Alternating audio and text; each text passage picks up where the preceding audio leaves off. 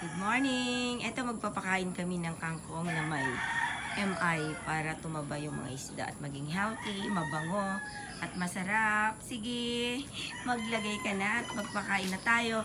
Yan, ayan na siya. Mga isda. Ay! Ayan, good morning sa lahat. Yan, si Renz. Nagpapakain si Renz. Tama ko dyan. Teka, wag mong ubusin kasi mayroong pang lalagyan sa kabila, Renz.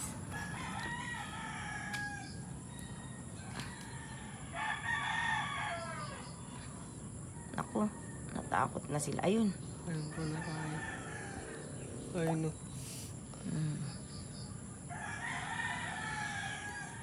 Naku, ang dami na namang anak. Paano yan? Crowded na sila. Kailan makakuha tayo ng malalaki para magbingwit niyan. Ang dami na namang anak. Naku. Sige, magpataba tayo. Ilagyan mo ng ano. Ilagyan mo ng tubig niya. I-drain mo, ibaba mo. I-drain, ano mo.